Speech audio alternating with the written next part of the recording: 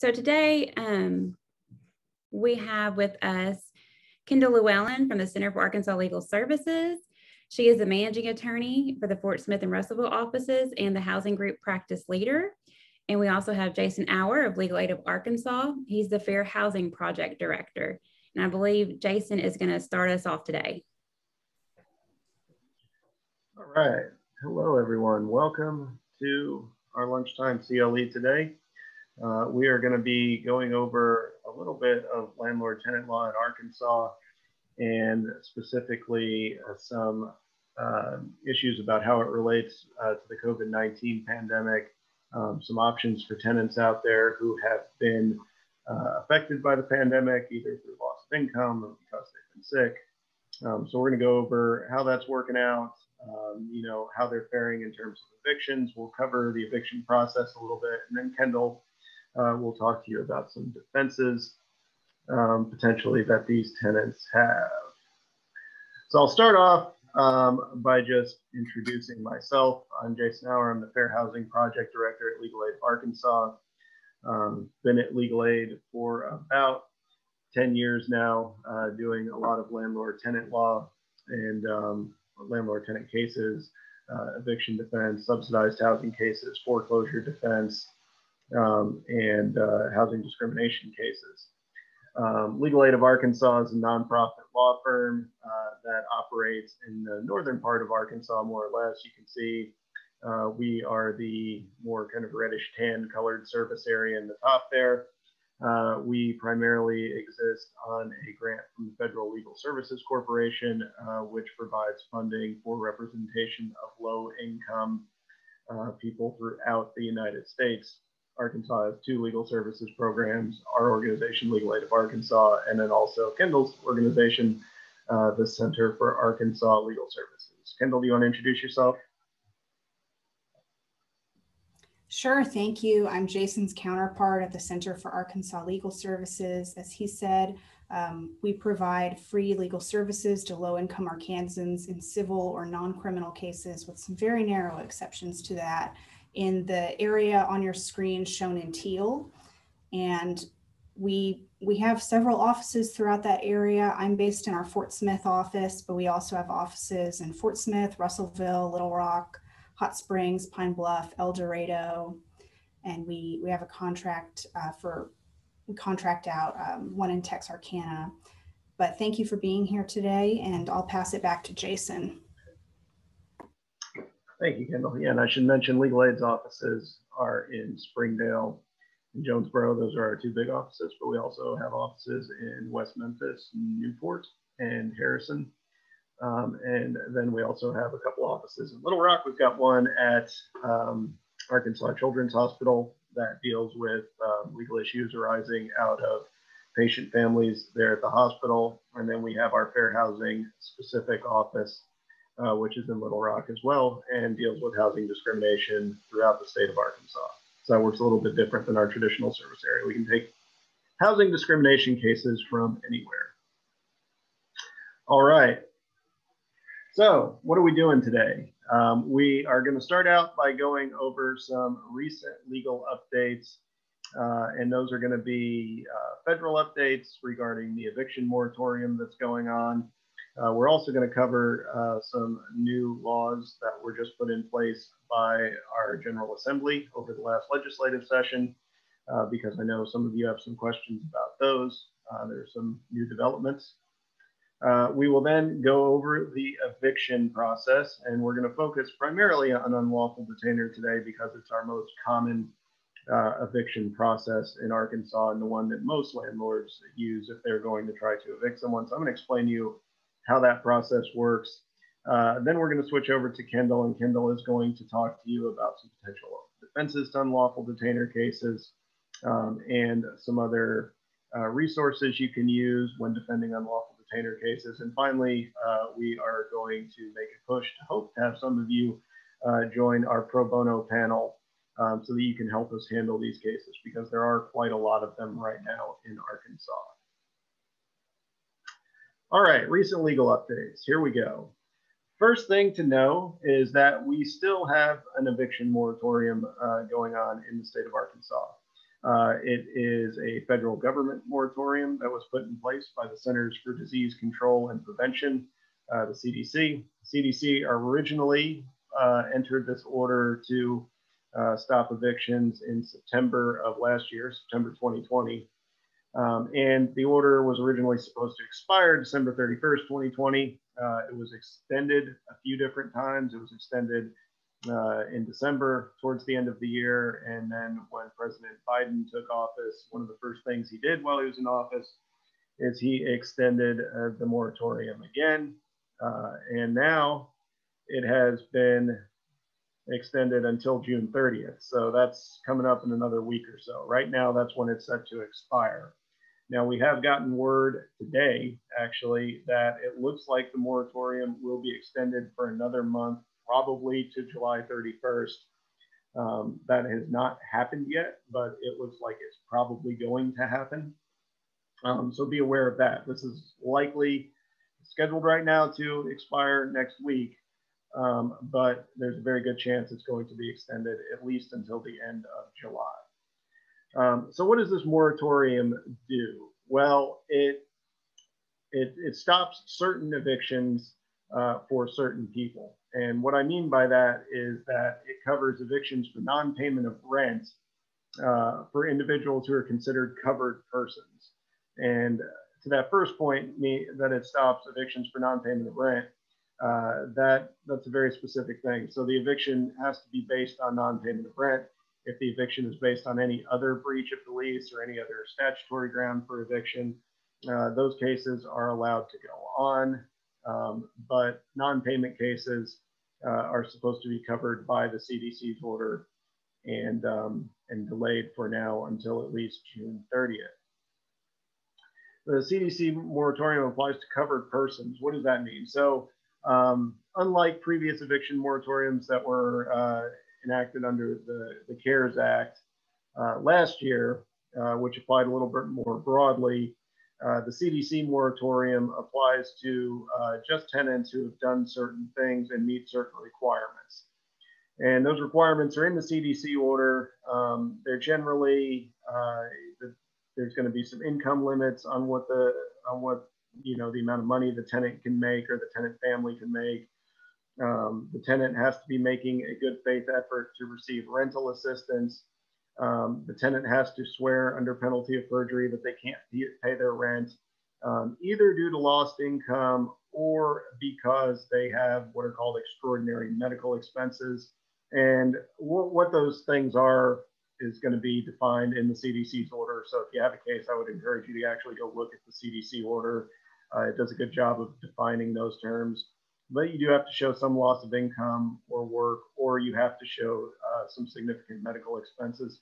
Importantly, though, those don't actually have to be tied to COVID. So if you've lost work for other reasons as a tenant, you can certainly claim protection under the moratorium. Or if you've had significant medical expenses based on something other than COVID, like maybe you've had a heart attack or you have cancer or something like that, you can get coverage under the moratorium as well.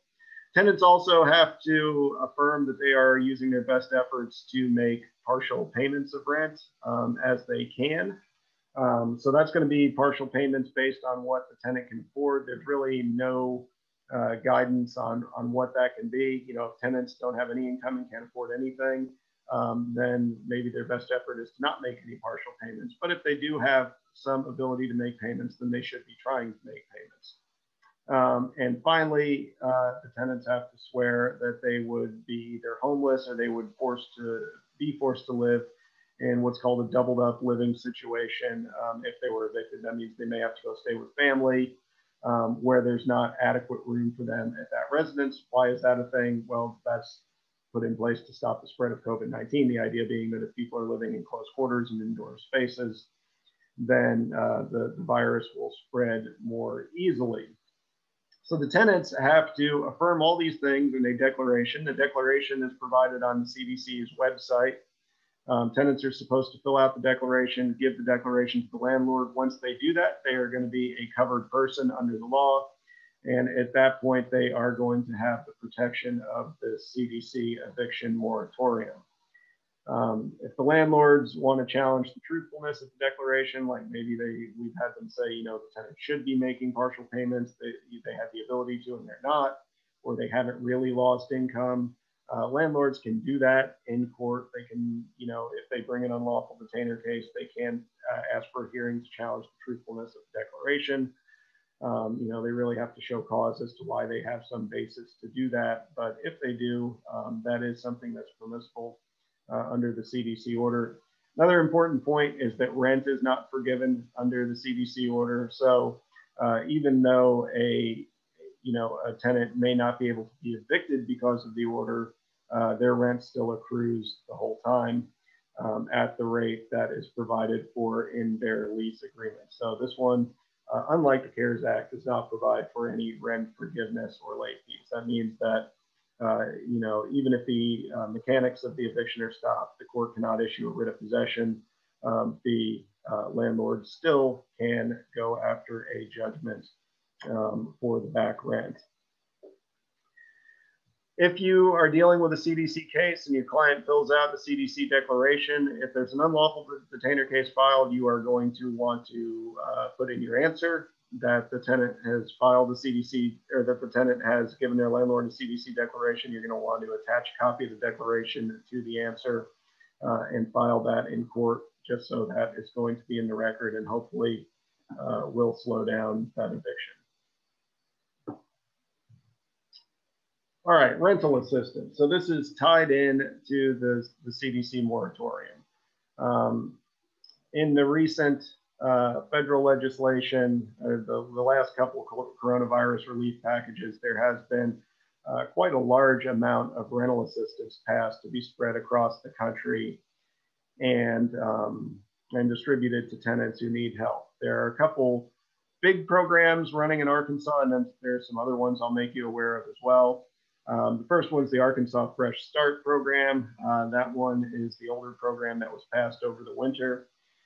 They have or were given quite a bit of money to help tenants who are struggling to pay their rent.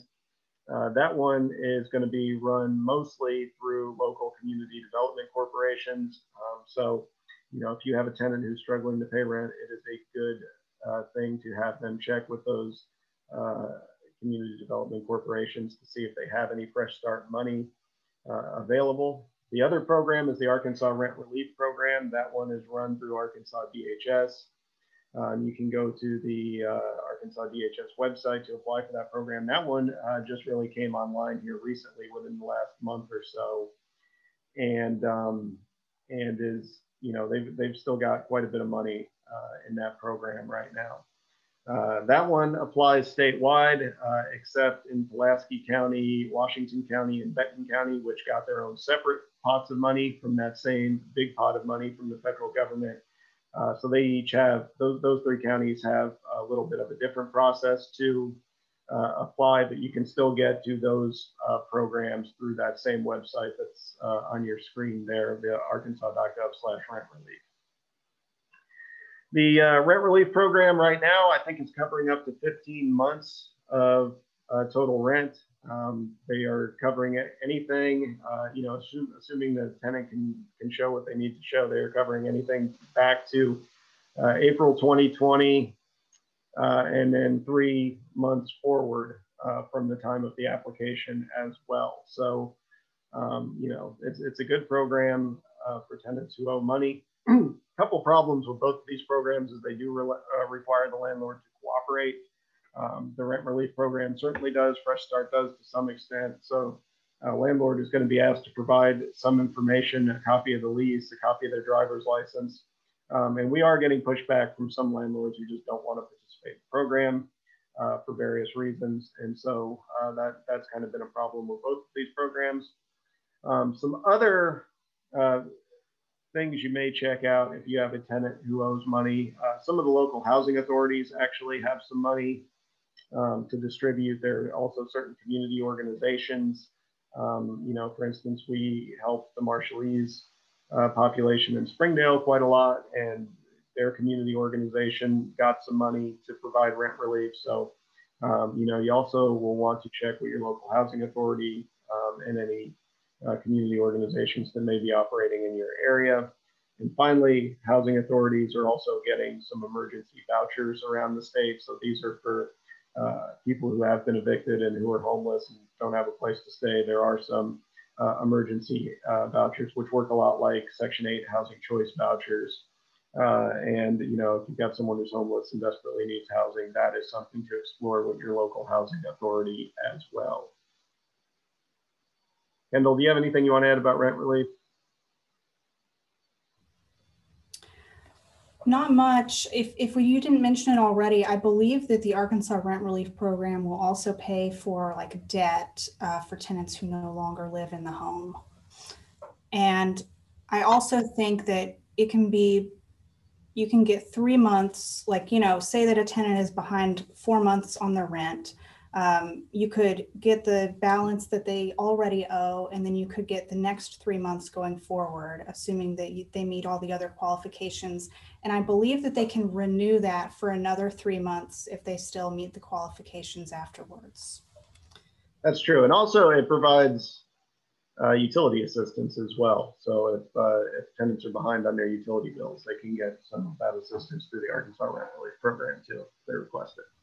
Also, as a condition of accepting the assistance, the landlord does have to sign really a contract with the program agreeing to dismiss any pending eviction case for non-payment of rent and to withdraw any related eviction notice they may have already issued. I don't believe that it forbids them from, you know, bringing another similar case in the future, but it would forbid them from, you know, pursuing such a case for time that they have, you know, been paid rent for. Right. And that's, I think, the source of some of the pushback that we are getting from landlords around the state on this program. All right. Let's talk about Act 1052. So we're moving on from pandemic specific stuff now, and now we're talking about some of the things the Arkansas General Assembly did in its 2021 legislative term that have altered landlord tenant law in Arkansas just a little bit. So for years in Arkansas, we have always said that we were the only state with no implied warranty of habitability in rental contracts. And what did that mean? That meant that there were no state law minimums for the condition that landlords had to keep their rental properties in terms of habitability. And most other states have had implied warranties of habitability, some since the 1960s. In 1970s, most states really. Arkansas has never had one. We've never had a judicial one. We've never had a statutory one. And that has been a source of quite a lot of contention between landlords and tenants advocates over the past 10 years or so. So in this last legislative term, there were a couple different bills proposed with some state law minimum habitability standards, and one of them actually passed. And it's Act 1052, if you want to go read the actual text of the law. And it does contain some minimum standards that landlords have to follow when they are renting units. And this is going to apply statewide. It's going to be regardless of whatever local codes are in the jurisdiction, which previously was the only way to kind of imply some minimum standards, was to look at what those codes were. Problem with that was the tenants had no real private right of action under municipal codes. That was more an issue between the municipality and the landlord. Really no way for a tenant to enforce those. So what does this new law do, Act 1052? Well, it does place some minimum habitability requirements on rental units. It goes into effect with leases that are either renewed or created after November 1st, 2021. So it's not in effect right now, but it soon will be. You know, the standards in it are pretty minimum. You have to have a sound housing or home envelope, I think is what the term is, where, you know, you basically have to have a good structure on the house, functioning walls, functioning roof, that type of thing. You have to have heat or air conditioning. If the property was offered with heat or air conditioning, those have to work. You have to have a place to cook.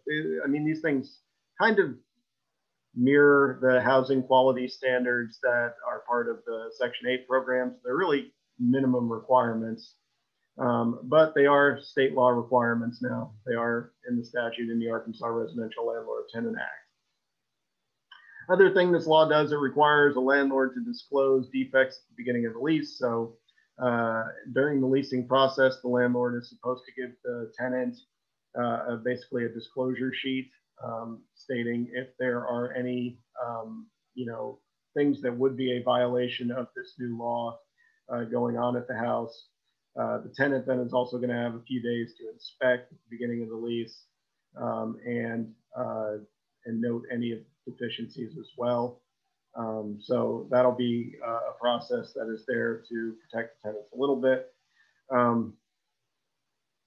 What does the law do? And this is kind of the problem with it. It doesn't do very much in terms of enforcement. It allows the tenant to get out of a lease without penalty. And so what does this mean? This means if you've got something like, say, the roof is badly leaking and it is causing problems for the tenant would then give the landlord by certified mail notice that there is a problem. The landlord would then have a reasonable time to try to correct that problem.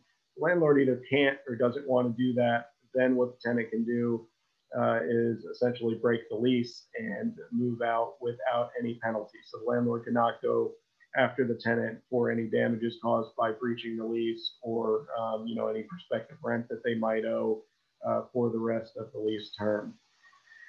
This is already something that was available to tenants under a common law doctrine called constructive eviction, and something that we as legal aid attorneys have been using to get tenants out of their lease for years.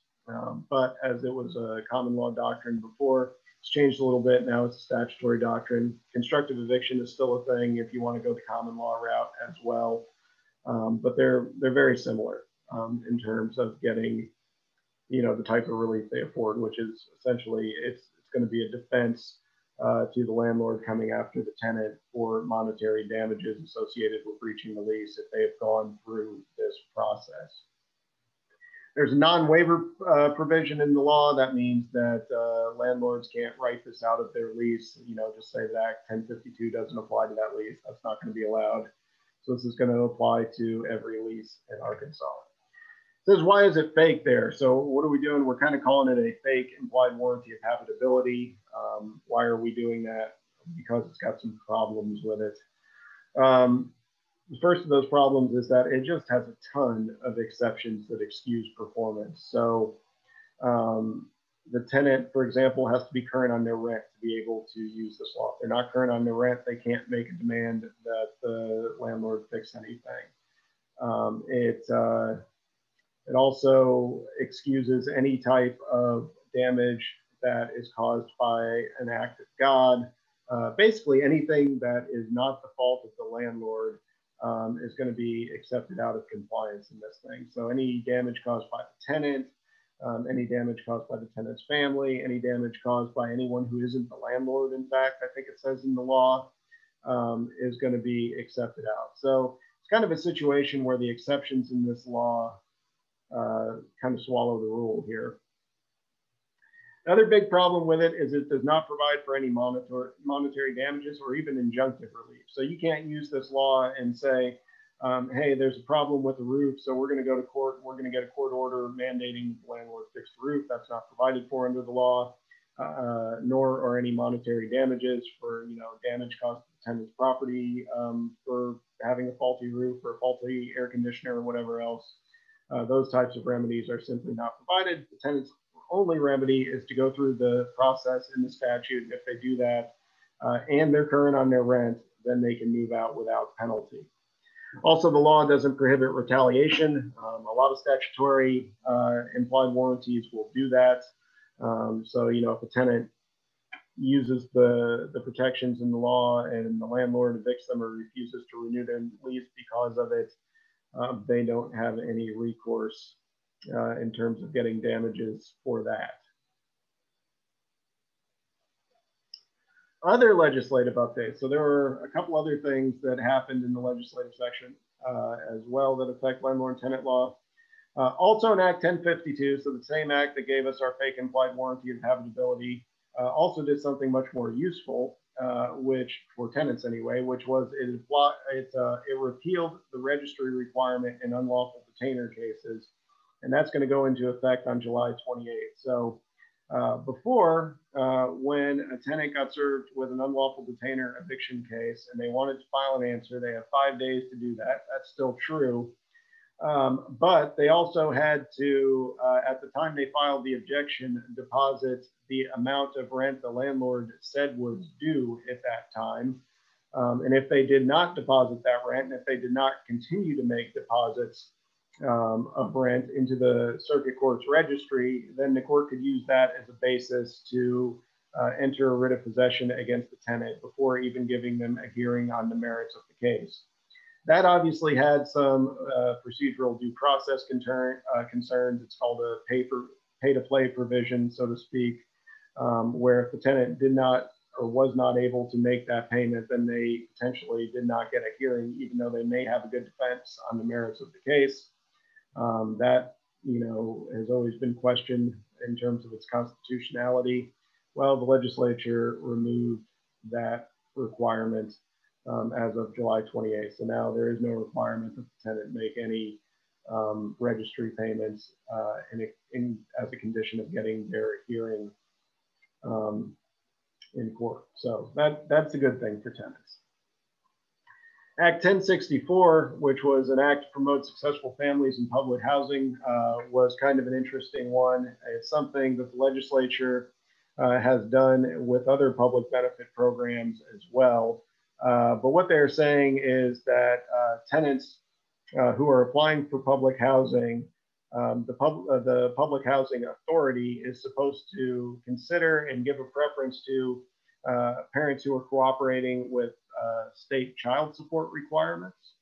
And so if a parent's entitled to child support and they are working with child support enforcement to get those payments, they're supposed to be given preference over families who are entitled to child support but not cooperating to get those payments. Kind of a weird requirement, and one that honestly may run afoul of certainly HUD regulations, but maybe the Fair Housing Act as well. Why would it run afoul of the Fair Housing Act? Well, firstly, it is something that is only going to apply to families with children, and it's going to make it harder for families with children to get public housing when compared to families without children. And as we all know, familial status is a protected class under the Fair Housing Act. So that prohibits discrimination against families with children under the age of 18. And because this is going to put a limitation on those families' ability to get housing, very likely could run afoul of the Fair Housing Act. Also may have a disparate impact on women because I haven't looked at the statistics, but I think if you did look at the statistics, women are going to be disproportionately the ones who are going to be getting these child support payments or entitled to the child support payments. And any type of policy that is going to have a disproportionate impact on women, a disparate impact we call it, may also run afoul of the Fair Housing Act as well. All right, now we're going to talk a little bit about the eviction procedure in Arkansas. We'll go through how unlawful detainer works, and then from there we'll move into Kendall's presentation about defending unlawful detainer cases. So here we go with unlawful detainer. Unlawful detainer is the most common method of judicial eviction in Arkansas. It is the circuit court case that is filed probably, I would say 90% of the time. If a landlord goes to an attorney and says they want to evict somebody, this is what that attorney is going to file. There's some exceptions to that, and I'll talk about those in just a second, but this is what's most common. It's a circuit court case filed to get for a landlord to get a writ of possession. And a writ of possession is the document that actually allows the sheriff to come out and evict someone. So this is the court process you go through to get a writ of possession. Like I said, it's filed in circuit court. District judges can hear them and do hear them in certain jurisdictions. But that is through the referral process that's available under Amendment 80. These cases cannot be filed in district court. District courts don't have original subject matter jurisdiction to hear these cases. So these are circuit court cases. There are some other different types of eviction processes in Arkansas besides unlawful detainer. The first is self-help eviction. Self-help eviction is just where a landlord does some type of self-help method to retake possession of the property. So that could be cutting the tenant's utility services, boarding up their doors, taking their doors off, changing the locks. Anything like that is called a self-help eviction if it's done without a court order.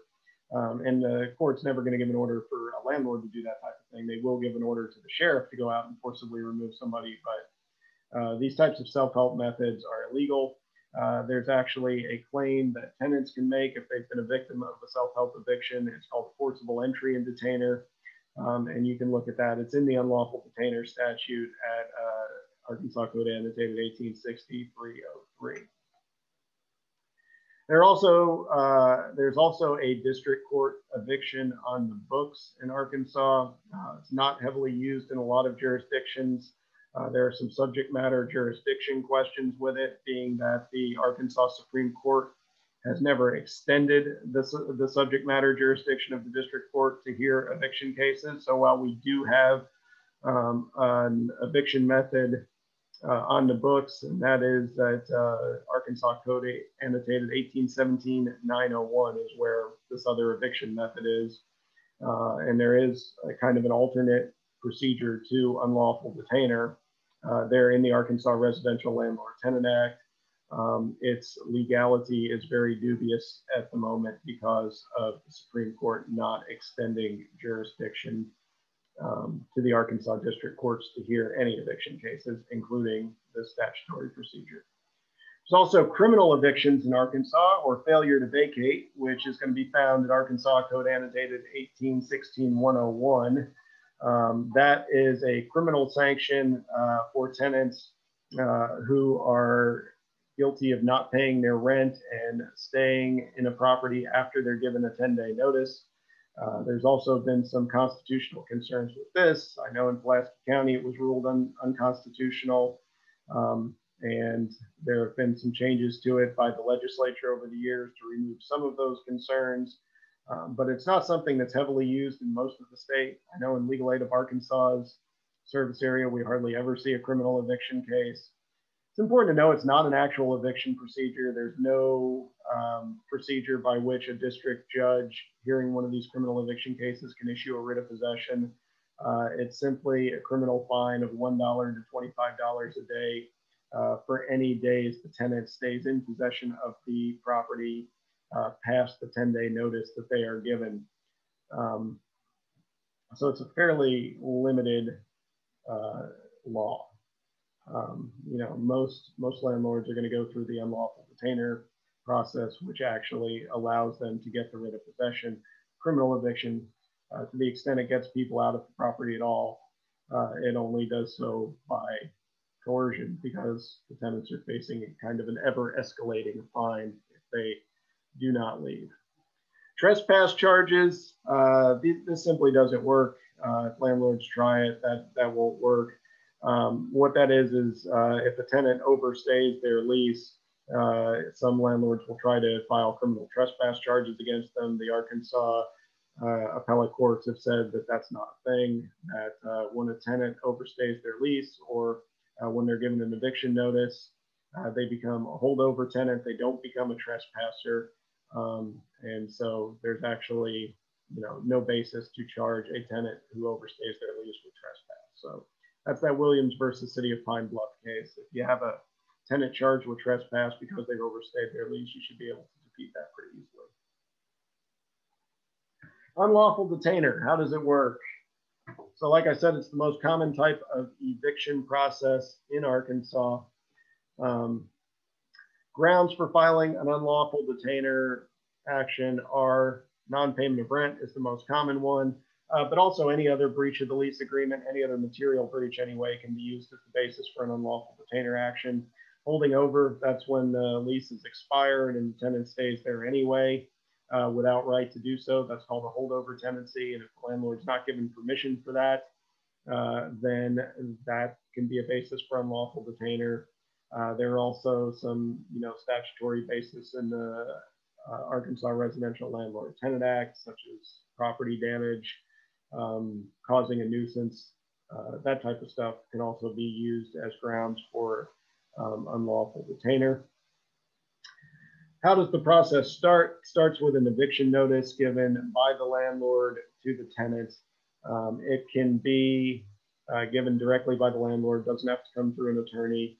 It does have to be in writing though, and it does have to be given to the tenant in a way that is reasonably calculated to get to them. So, if the landlord and tenant have been communicating by email or by text, then probably the eviction notice can be delivered that way. It can also be posted on the property if that is a way reasonably calculated to get to the tenant, can be mailed to them. It cannot be turned into a paper airplane and flown over their property. Those types of things won't work. The tenant is entitled to get notice of the unlawful detainer case before it is filed. For non-payment of rent, the statute mandates that tenants be given a 3-day eviction notice. They can be given more than that, but the statutory minimum is 3 days. So if you try to give less than 3 days, then you have not done the prerequisite to maintain an action in unlawful detainer. For any other breach of the lease agreement, it is not as clear what the notice needs to be. The Arkansas Residential Landlord Tenant Act talks about a 14-day notice. If there is a violation that can be cured, then the landlord is supposed to give the tenant at least 14 days with an opportunity to cure that violation. So it's supposed to be a notice that says you have 14 days. Here's what's wrong. Here's why we're evicting you. If you fix it within the 14 days, then you won't be evicted. It's kind of questionable whether that applies to unlawful detainer or not. We certainly take the position that it does. So we would say for any breach that can be cured, the landlord is supposed to give that 14-day notice. If the violation or the basis for the eviction is that the tenant has been given a non-renewal notice, so it's not a breach of the lease, it's simply that the lease is expired. The tenant's supposed to get a 30-day notice prior to the lease being terminated. So if they're, for example, on a month-to-month lease, tenants on a month-to-month lease are going to be entitled to 1 rental period or 1 month's notice of the termination of the lease. And the same is true at the end of a longer lease.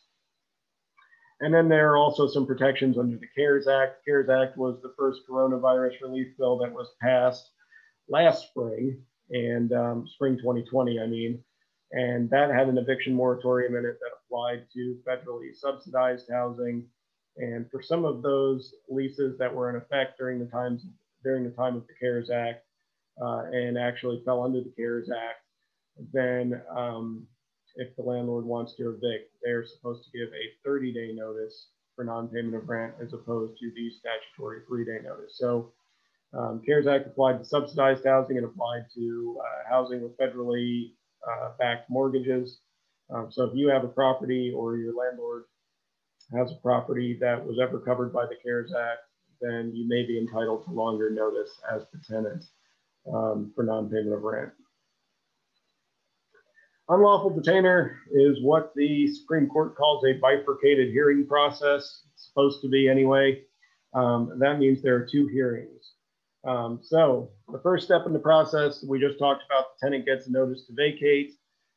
If the tenant does not vacate by the end of that notice, then the landlord is entitled to file a unlawful detainer case in circuit court. So they go to the circuit clerk, file a lawsuit, pay the filing fee, get the tenant served through Rule 4. And at that point, the tenant, once they're served, has 5 days to file what's called an objection, which is a little bit different than an answer. Objection is just supposed to state their basic objection to the entrance of a writ of possession. If they do that, then they are going to be given a hearing before the circuit judge. If they don't file the objection within 5 days, then they are going to get the writ of possession issued without the hearing. The clerk can actually do that. It doesn't even have to come from the court. What does the tenant receive with their summons? They get a summons. The summons should note the 5-day requirement, but does not always.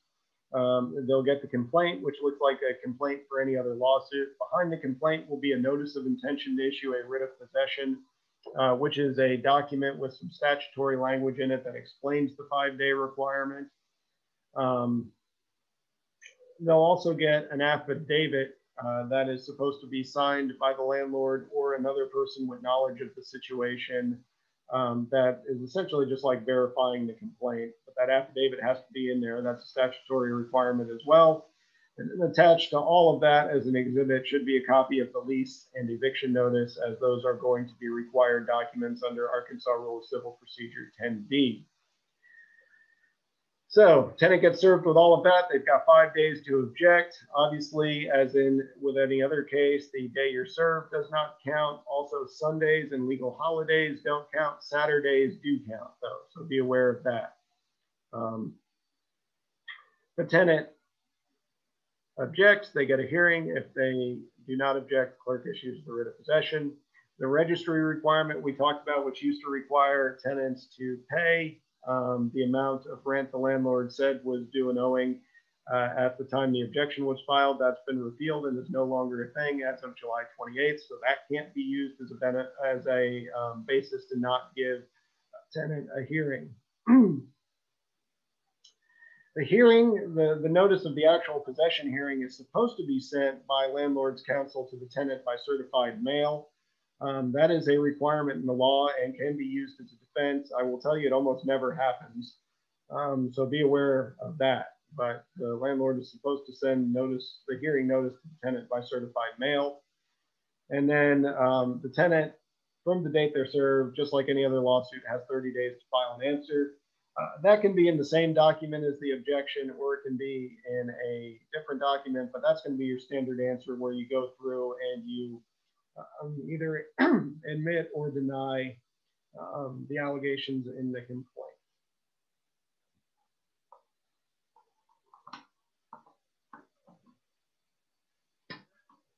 Sorry, losing my voice there. So you got 30 days from the date the complaint is served on you to file the answer, but you only have 5 days to file that objection to get the possession hearing. The answer is going to deal with the amount of damages as well. So the possession hearing is what comes first in the bifurcated hearing process. That one usually is going to take place within 2 weeks to a month of the tenant being served, depending on the jurisdiction. Once again, if the tenant files that objection,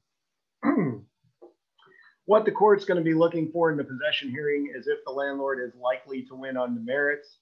If the court finds the landlord's likely to win on the merits, then the court can issue a writ of possession at that time. Before the 2021 Act 1052 update, the statute required or authorized the court to actually require the landlord to pay a bond in exchange for getting possession after a possession hearing. That requirement has been repealed. It was not something that was ever really enforced on landlords anyway, but that's gone now. So you have a possession hearing, landlord shows they're likely to win on the merits. If they can do that, then the court issues the writ of possession at that point. There is a provision at Arkansas Code 1860307E that allows a tenant that loses a possession hearing to stay in the home if they post adequate security. So if your tenant you think has a good defense, but the possession hearing did not go well, you can ask the court to set security. That used to be in the total discretion of the court as to the amount of security.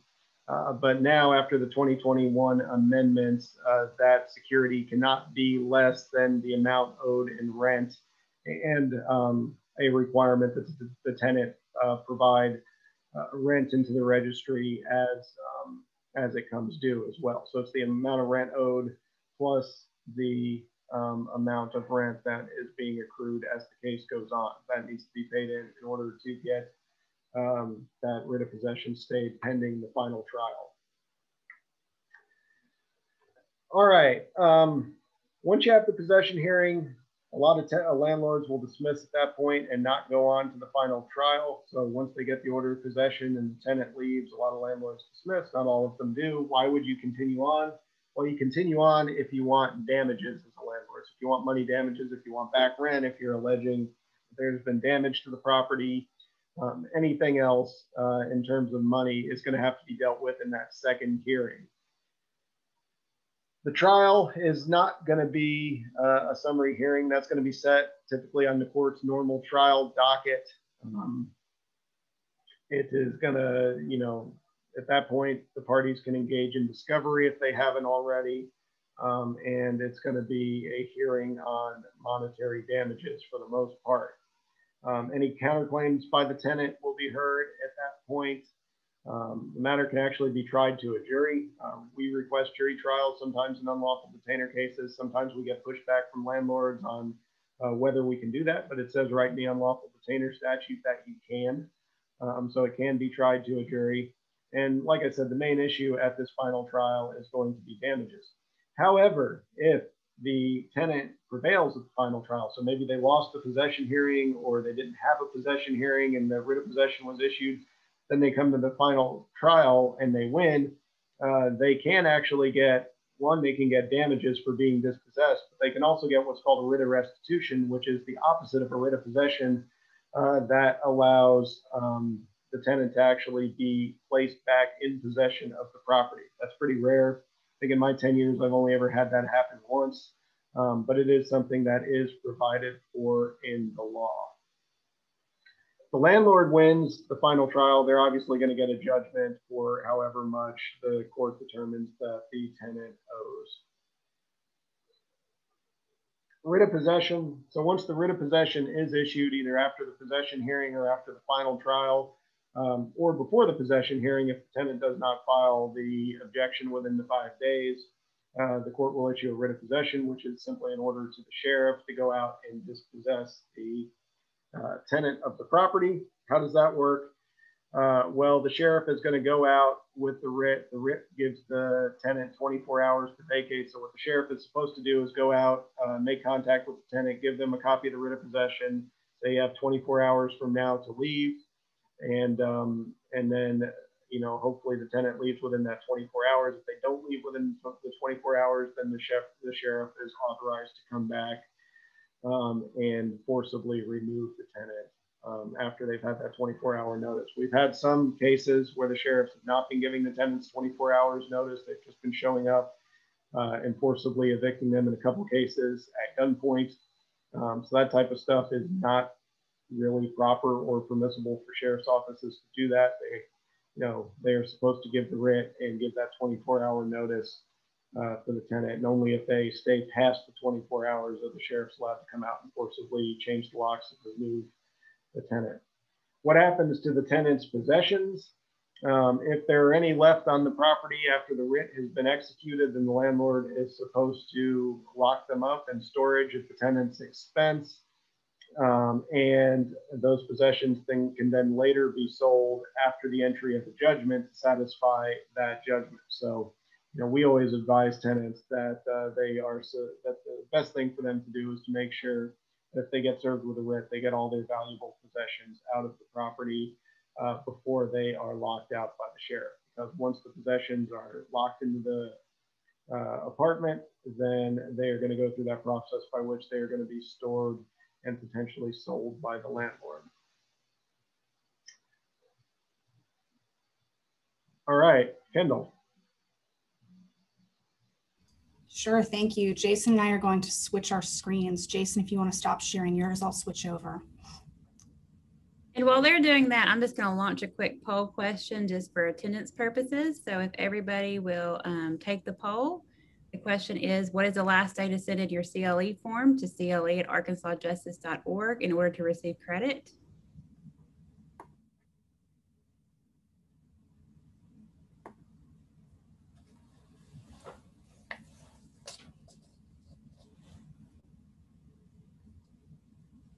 Christy, just let me know when you're ready. Okay. I'm going to leave the poll up a few more minutes. I guess I may have pulled up the screen if I did. I'm sorry, not minutes, seconds, just to give everybody a chance to get credit for attendance. But the answer is this Friday. We do need all your CLE forms this Friday. They'll be sent out to you by the end of the day today. And we need them back before the close of business this Friday so we can get them in for the end of the CLE year. Okay, I'm going to end the poll. Thank you for that. You've got it back, Kendall. Okay. So I'll speak to some of the common defenses that we see in eviction cases, particularly in unlawful detainer cases. The defenses I'm going to talk about are not, exhaustive, but these are the ones that we most commonly see in our practice. And oftentimes, or sometimes, the landlord might have a valid claim for eviction, but the case is just not ripe yet because they filed the case too soon. The tenant may still be entitled to possession under the CDC order or some other basis. If the tenant lives in income-based housing funded through some kind of subsidy from the federal government, oftentimes that's going to require some sort of administrative hearing process, such as an informal hearing at a housing authority, before the housing provider can actually proceed with an eviction in court. And if that hasn't happened yet, or if the tenant has not yet had the opportunity to do that, then the case would be premature. And in many cases, the notice period simply hasn't expired yet. The unlawful detainer statute only requires 3 days for non-payment cases. However, the CARES Act notice requirement is still in effect, and it requires 30 days notice in non-payment cases. The text is a little vague. Some people would argue that it applies to all grounds for eviction in covered properties, but I think that we can safely say that it applies in non-payment cases. And more on that, you may remember the CARES Act. Before we had the CDC eviction moratorium, there was another eviction moratorium that many people were confused by because it only applied to some rental property. And it applied to rental property that was funded by the federal government in some way. The easy one is if it's some sort of income-based housing. The landlord and the tenant are both going to know if the property is income-based with some kind of federal subsidy, such as public housing, Section 8, rural development housing funded by the USDA, or maybe the property has a low-income housing tax credit that the owner gets through the state. What's more confusing to people is when you're dealing with the property that's subject to a federally backed mortgage. This would include something like an FHA or VA loan, but it would also include what somebody may just think of as a private mortgage that's actually owned by Fannie Mae or Freddie Mac. And as you can see here, we know that about 28% of rental properties in the United States are covered by the CARES Act and this 30-day notice requirement. There's another 18% that may be covered. So you're looking at anywhere from like 28 to, gosh, I should have added this beforehand, 46% of all rental property in the country that's covered by this. And the uncertainty there, I think, is because there's some overlap between properties with federal subsidies and properties with federally backed mortgages. And practically speaking, how are you going to know if a property is covered? As the owner, you can look at your mortgage, or you would know if there's some sort of federal subsidy. As the tenants are in a much worse position to know that information. Arkansas used to have a pleading requirement that required landlords to say in their complaint whether the property was covered by the CARES Act or not. That has since expired. And there are some databases that I'll show you guys links to towards the end of the presentation where this information can be found for like multifamily properties. But if the property has 4 or fewer units, it's going to be much harder for a tenant to ascertain that information. Here are some other defenses that we see. Obviously, every case is going to be very fact specific. So I'm not going to say that, each one of these would be a full defense in each one of these, circumstances. But I will say that if you see the conduct listed here in the right column, I would at least say that that's a red flag showing that you need to do some further investigation of how the law applies to the facts of that case, right? So if the parties to the case participate in some sort of rental assistance program, they typically will sign some sort of contract with that program agreeing to certain terms then going to affect their rights in the eviction case. So be mindful of that and review copies of any contracts they may have signed. More regularly than you might think, we see cases that are filed through unauthorized practice of law.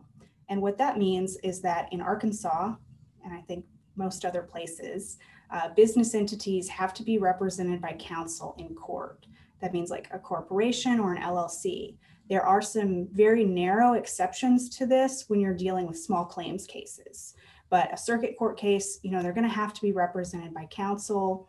And if a case is filed by a non-lawyer practicing law without a license, then the case and any other actions that that person may have taken are considered a nullity, as if they never happened at all, right? So then the tenant could come in and ask that the case be struck or dismissed. And when that happens, oftentimes we'll see then whoever's representing the plaintiff will go out and get counsel for the plaintiff and try to amend the pleadings so that they're properly represented by counsel. But because the law says that those pleadings are a nullity, there's nothing for them to relate back to, right? There's nothing for the amendment to relate back to, because it's as if the originals never happened. And there's case law showing that this is not an amendable defect. So please try to avoid this before it happens. Housing discrimination is illegal under several laws, federal and state. So a tenant can raise housing discrimination as a defense within an eviction and also as a counterclaim or just an affirmative claim through some other case. Now, housing discrimination is generally going to be illegal discrimination, denying someone housing or trying to take housing away from them, denying them housing opportunities based on a protected class such as race, color, national origin, religion, sex, familial status, or disability. And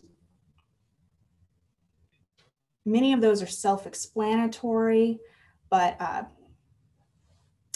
sex means something broader than you might think. It means, like gender, but it can also mean sexual orientation and gender identity. That is the new position of the U.S. Department of Housing and Urban Development. That's a fairly recent development. And it can also apply to victims of domestic abuse who are at risk of losing their housing because of something related to their victimization. Sometimes the victim will be facing eviction because of criminal activity that has happened on the property. Perhaps they did invite someone to the property who then engaged in the crime, but they were the victim of that crime. And then they would have some fair housing defenses that they could raise about that. And familial status, a somewhat common issue that we see is a requirement that tenants have a guardianship over children in the home that are not their biological children, or an adoption or whatever. However, Arkansas law really just requires like written permission from the parent. As a best practice, I would get a power of attorney notarized by the parent, giving the person permission to act on behalf of the minor child. So it's notarized and there's no reasonable dispute about whether the parent really signed it. But a guardianship should not be required to obtain rental housing.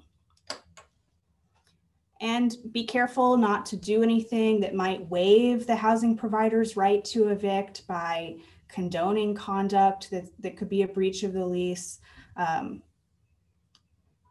by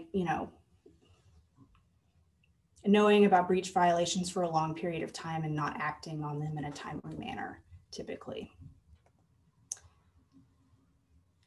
Lack of subject matter jurisdiction can be a defense if there is a bankruptcy stay in place that relates to the tenant's debt at that property.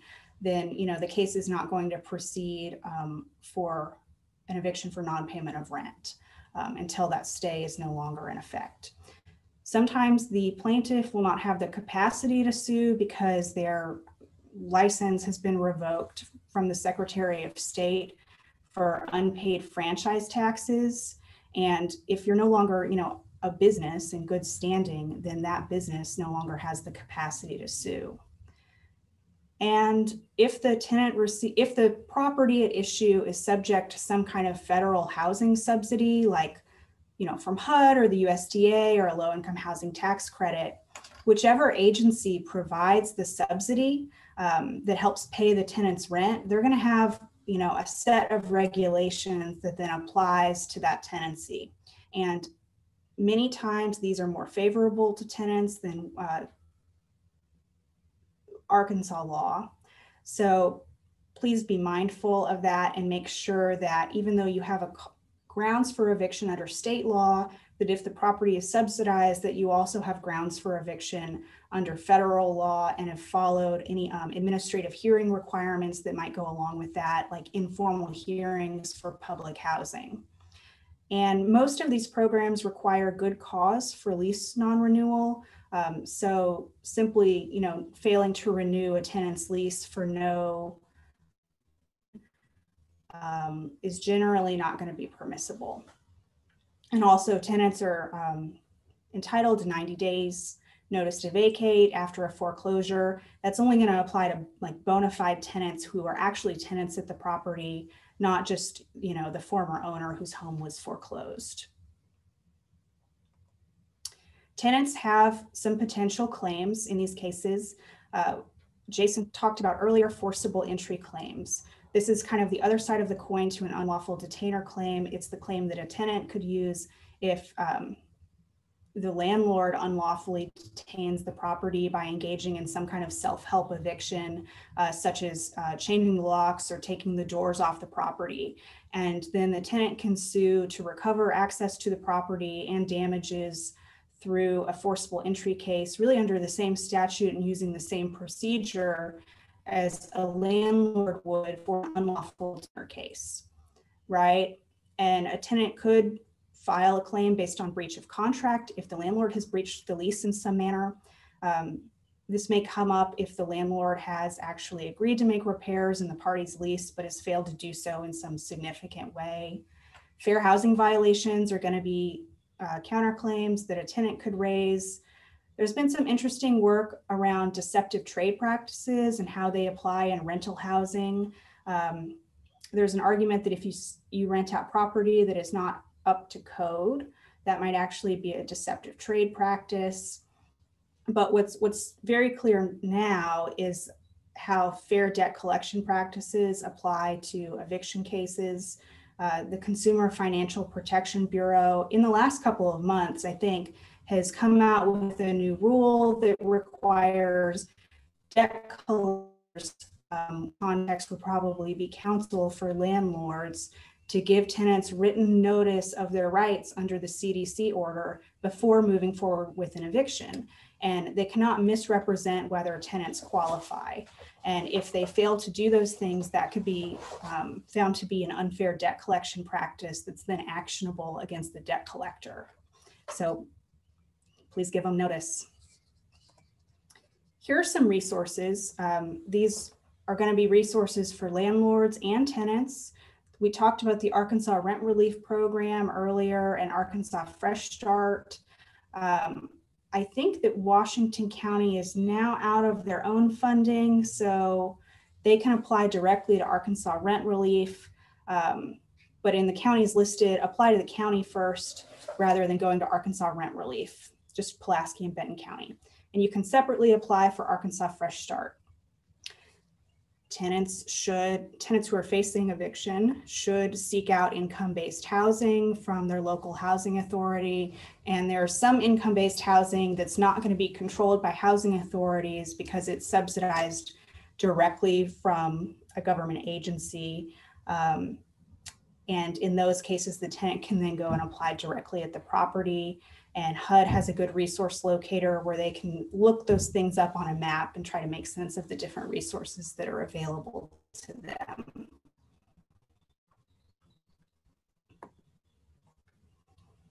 Where can people obtain legal help about these issues? Arkansas Free Legal Answers, which is hosted through the Arkansas Access to Justice Commission. People can obtain free legal advice online from pro bono attorneys through that portal. And the legal aid programs also represent tenants in these cases. Arkansas Immigrant Defense represents, I believe, undocumented tenants who are facing eviction. The legal aid programs were subject to some federal regulations that don't allow us to do that. So they are helping to fill that gap. And as I mentioned earlier, the CARES Act notice requirement is only going to apply to some properties. And one way that you can find out whether a property is subject to that is looking it up. So the National Low Income Housing Coalition has a pretty good database of the multifamily properties that are subject to the CARES Act. So that's going to be 5 or more units. If it's fewer than that, it's going to be harder to figure out. Fannie Mae has a database that the owner can look it up, or the owner can authorize someone else to look it up. However, if the tenant wanted to go and look it up without the owner's consent, I don't think they would be allowed to do that. Same thing with Freddie Mac. There are some opportunities to be involved with this issue if this is something that you care about. Obviously, if you're an attorney, we would love to have your help with pro bono. You can volunteer to give free legal advice online through Arkansas Free Legal Answers, through the Arkansas Access Justice Commission. You could take these cases on a pro bono basis for tenant defense through either legal aid program. We would love to have you. In some cases, probably not very many, but in some, bankruptcy would be appropriate for the tenant who has a lot of rental debt. And if you would like to be on our panel of attorneys that we refer bankruptcy cases to, we would love to hear from you. And in Chapter 13 cases, you can get some fees from the client through their plan, and that's something that we allow. And the National Center for State Courts has some really wonderful resources for courts that are interested in ways that they can respond to the eviction crisis. There are very successful eviction diversion programs in a few states now, which are typically going to be court-based programs that attempt to settle or otherwise address eviction cases to balance the rights of the parties while avoiding homelessness for the tenant by bringing different partners together, such as rental assistance programs, legal aid, mediators, and social workers in some cases. They have lots of tools for anyone who may be interested in such a thing. And if so, we would love to speak to you about it. And now I think we're going to take some time for questions. And Christy, you mentioned that somebody else might want to speak for a few minutes as well. I'm sorry. Yes, I believe Judge Gray is here and has some things to share. So I will work on getting her as a panelist. In the meantime, I've launched a poll about volunteer opportunities. If everybody will go ahead and participate in that.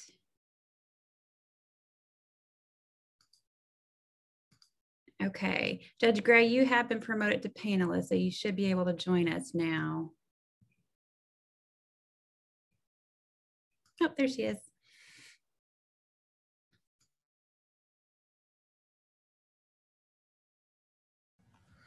Okay, hi. I received a notice that I have been promoted to a panelist. And thank you for allowing me to speak for just a few minutes. I saw the notice regarding this CLE, and there have been some things that I've been wanting to make sure that the attorneys were aware of for some time. I'm Alice Gray, Judge Alice Gray, circuit judge here in Pulaski and Perry counties. I'm not sure how many attorneys are on here. Do you all know? Looks like 100, is it 122? Yeah, they may not all be attorneys, but that's how many attendees we have. I think they're mostly attorneys. All right, let me just say some things very quickly. The CDC declaration form, the tenants rarely file those in the cases, and the landlords aren't going to tell us that the tenant has filed a CDC declaration. So if the act itself doesn't really tell you what to do with it other than give it to the landlord.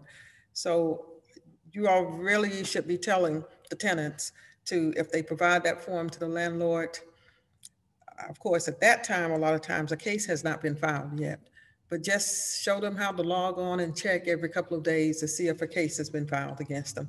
And once it's filed, they also need to make sure that it gets in the court record. go and file it with the clerk. At one point, we were even having to write the landlords a letter when they would ask for a writ of possession. Here in Pulaski County, when our clerk was not issuing those writs, and we would ask them whether they received the CDC form. And most said no, but in some cases, even when they said no, the tenant would come up with one. So make sure that they let folks know about it, and press upon them that they need to make sure that they file something in the case. I can tell you, when we hear from most tenants, we hear from them after the sheriff has been out. And I will, because housing is so important, I will, even if they have not filed anything yet, if they call the office, I think the sheriff's deputies are telling them to call and giving them our telephone number once they go out the first time. And if they call the office, my staff tells them they have to put something in writing. And once they do, housing is so important that I will go ahead and suspend the execution of the writ of possession until we can get into court. And then I set a quick hearing, generally within a week to 2 weeks time. And I think that a lot of times tenants think that the odds are stacked against them. But in my court, the cases that I have tried, probably tenants won them about 60% of the time, especially if there's a pro se landlord. Because a lot of times the pro se landlords aren't familiar with all the things that they need to have done. For example, one of the things they'll do is serve a writ, a notice to quit on the tenant prior to filing the lawsuit, and might not have the reason in that notice, or might not have the amount that the tenant owes.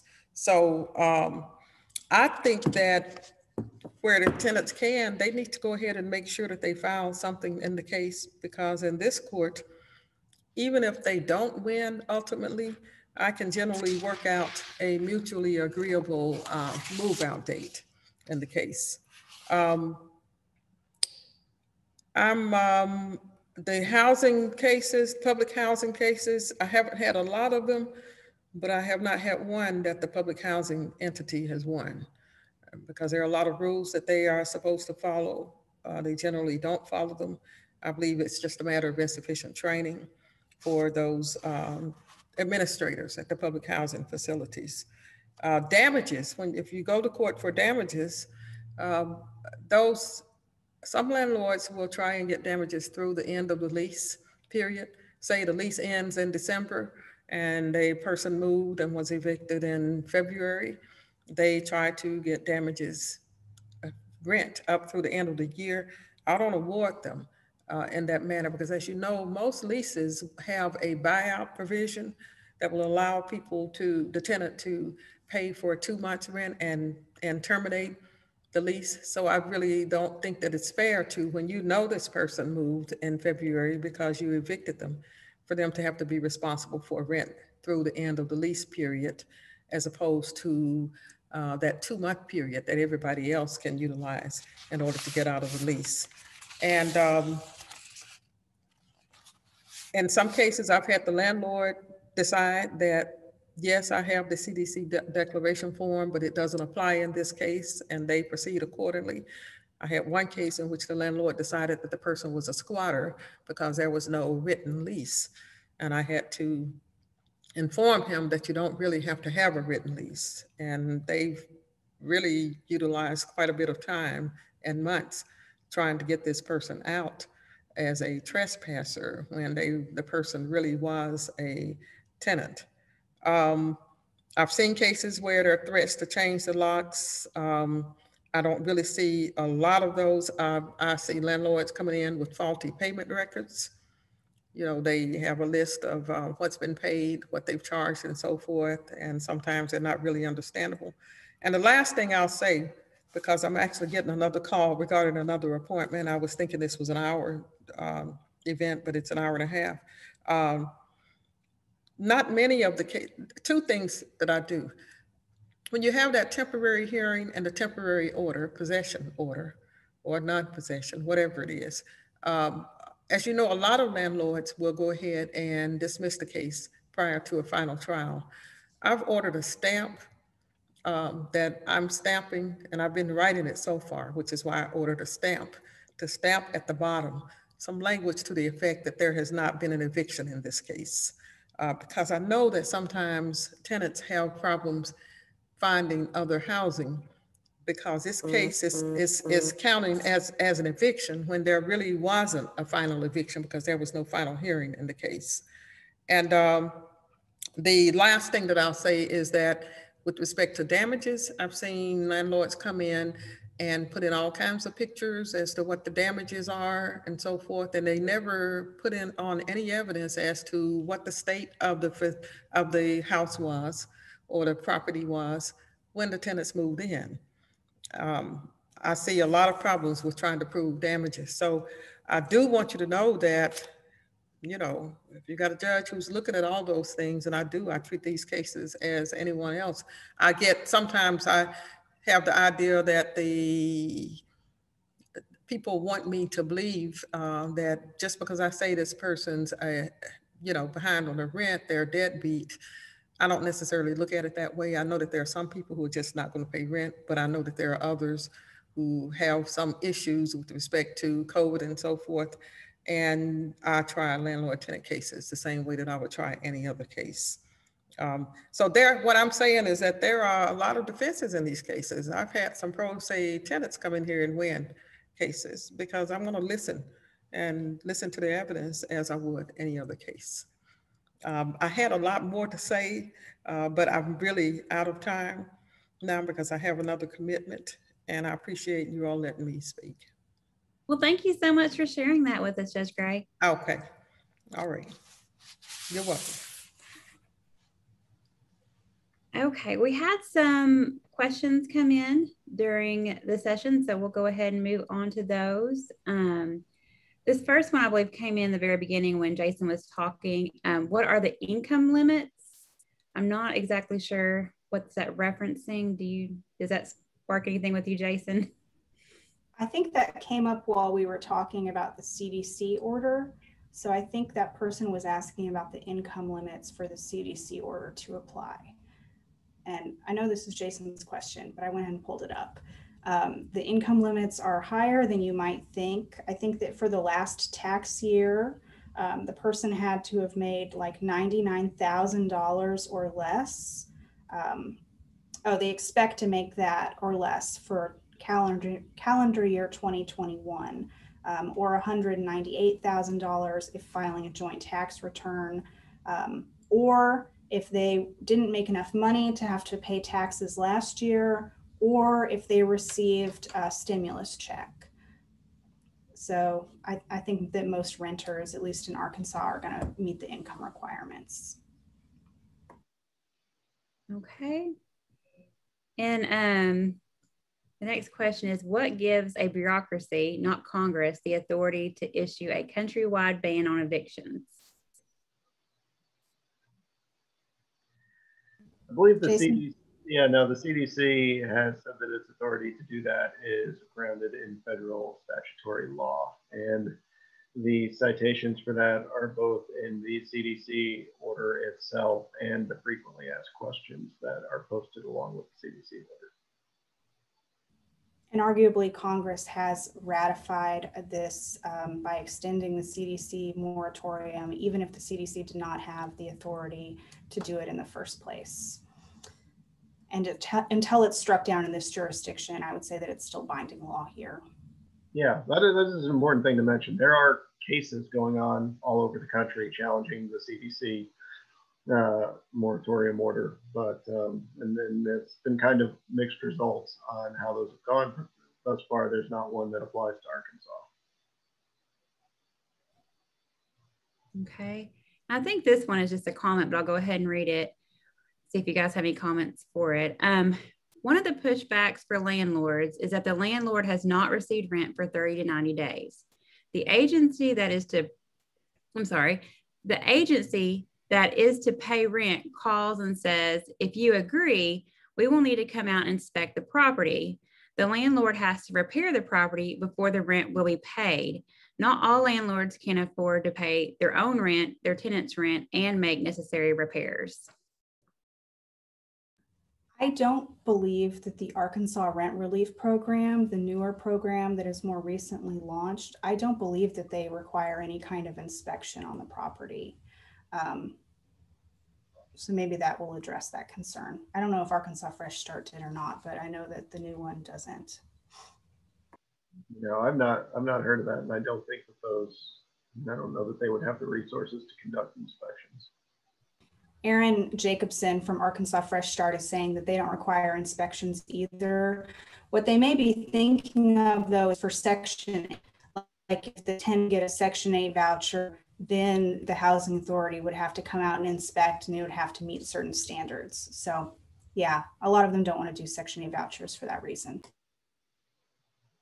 And I don't know why we're talking about that. You probably covered this already, Kendall, but there, you know, Aaron had made another comment earlier that if the landlord does not participate in the AR Fresh Start, that the AR Fresh Start will pay the security deposit plus a month and a half of rent on the new rental, but the tenant is responsible for finding that rental.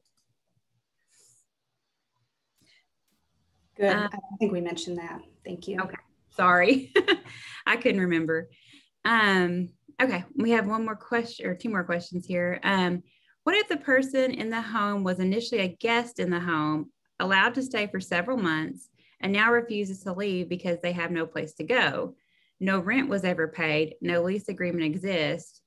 Is the unlawful detainer action the best way to get the guest to leave?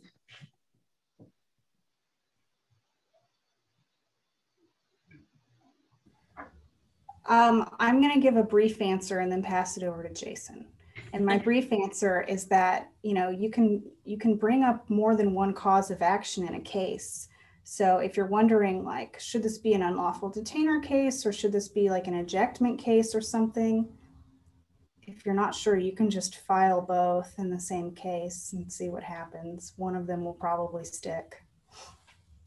But I think it would be a factual question of whether or not that person became a tenant. Jason, do you have any thoughts on that? So yeah, I mean, a tenant is a special relationship between someone staying in property and someone who owns that property. And it's not the only type of relationship that can exist in that situation. So, I mean, the lowest type of relationship you can have is what's legally called a licensee, which is just someone who is a guest on your property. So, you know, if I let my cousin come and stay at my house and he's not, there's no, you know, contract between us where he's going to pay me any rent or do any other type of service for him to be there. He's simply just a house guest. He is a licensee at that point. You can revoke a license by simply telling the person that the license is revoked. And at that point, they become a trespasser and can be removed by the police. So, you know, it's a very fact specific situation that you have there. When you're looking at a tenancy, you know, the biggest thing you're going to look for to determine whether somebody's a tenant or not is whether they pay rent. But they can be given some other kind of service, you know, maybe fixing up the house in exchange for being allowed to stay there. So there's going to have to be some type of compensation going back and forth. And if there's not that, simply just somebody is a guest at someone's house, then they're probably more likely to be a licensee than a tenant. I think the amount, this is just my common sense thoughts. I think the amount of time that they're living in the home matters as well. Several months versus a week, I think is going to matter a lot. We had someone else here add a thought. It says a guest, in parentheses, licensee, who has no rental agreement and with no consideration will likely not be protected through the Landlord Tenant Law. Once a licensee permission for the guest to be there has been revoked, the guest becomes a trespasser. Unfortunately, you still might have to go through UD ejectment because law enforcement likely won't remove them solely because they are trespassing.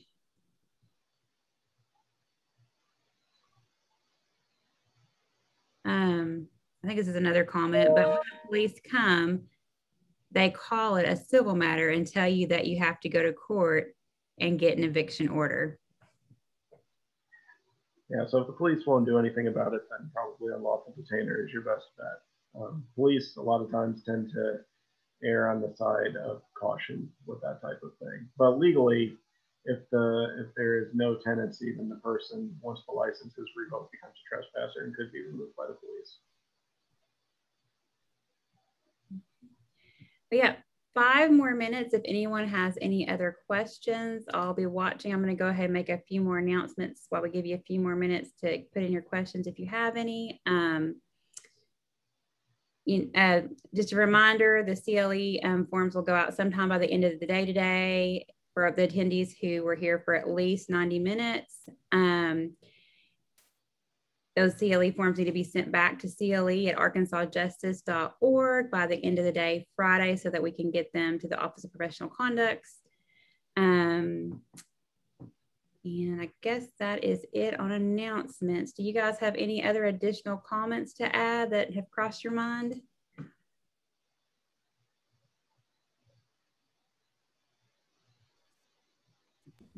I think we may have talked about this earlier, but I would just add that the CDC moratorium does not forgive back rent in any way.